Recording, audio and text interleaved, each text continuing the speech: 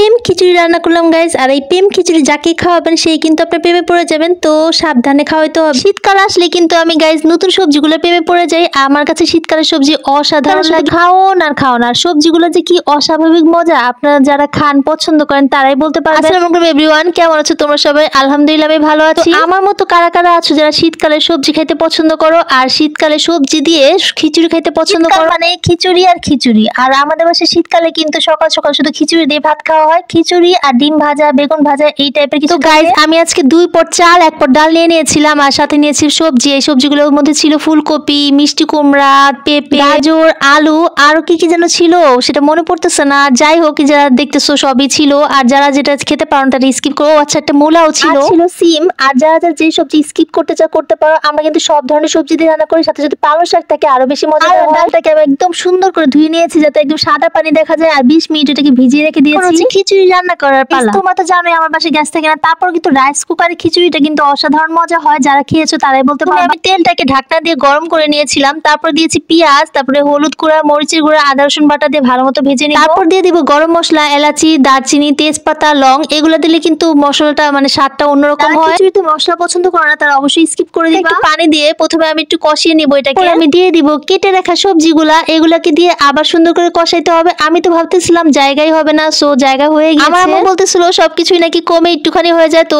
যখন আমি সবজিটা কষাচ্ছিলাম তখন কিন্তু এটা উনে গিয়েছিল। গাইস, সবজিটাকে মনের মাধুরী মিশিয়ে কষাইতে হবে। বড় কথা কি জানো, তোমার যদি মন ভালো থাকে, ভালোবাসার মাধুর্য মিশিয়ে তুমি যদি রান্না করো তাহলে দেখবে সেই রান্না অসাধারণ মজা হবে আর সবাই চেটে পুটে খাবে। আর যেদিন তোমার মন খারাপ থাকবে, যেটাই রান্না করো না কেন বিষাদময় হবে, কেউ মজা পাবে না। যাই হোক, চাল আর ডালটাকে কিন্তু আমি 20 মিনিট পানি দিয়ে ভিজিয়ে রেখেছিলাম। এখন আমি পানিটা ঝরিয়ে এটাতে দিয়ে দিলাম। এটাকে একটু হালকা করে কষাবো। আমি 10 মিনিটের মতো কষিয়েছি। কষানোর পরে আমি অল্প করে পানি দিয়ে দিয়েছিলাম, মানে আম্মু বলতেছিল একটু পানি দিয়ে দিতে। গাইস, বুঝিয়ে শুনে পরিমাণ মতো পানি দিবে। বেশি পানি দিলে কিন্তু খিচুড়িটা হালুয়া হয়ে যাবে। লেটকা খিচুড়ি কিন্তু আমার কাছে মোটেই ভালো লাগে না। পানি দিয়ে ঢাকনা দিয়ে ঢেকে এখন রাইস কুকারটা অন করে দিতে হবে, যাতে লাল বাতিটা জ্বলবে ততক্ষণ কিন্তু চুলাটা জ্বলতে থাকবে। হলুদ বাতি জ্বলে যাবে তখনই মনে করবো হয়ে গেছে। আমি একটু উঠিয়ে দেখলাম, তখন দেখি আম্মু বলতেছে কাঁচামরিচ দেওয়া হয়নি, সো আমরা একটু কাঁচামরিচ দিয়ে নিলাম। দেখো গাইস, এটা হচ্ছে আমার খিচুড়ির লাস্ট লুক। এখন একটু পানি আছে, এটাকে আমি উল্টে পাল্টে দিব যাতে পানিটা ভালো মতো শুকিয়ে যায়। ও লবণ কম হয়েছিল, সাথে আমি একটু লবণও দিয়ে দিলাম। গাইস, আমি লবণটা একদমই বুঝি না। গাইস, নতুন রাঁধুনি তো সব সময় তো করা হয় না, মাঝে মাঝে প্র্যাকটিস করি। সব কথা শেষ কথা গাইস, খিচুড়ি কিন্তু অস্বাভাবিক মজা হয়েছে। কিন্তু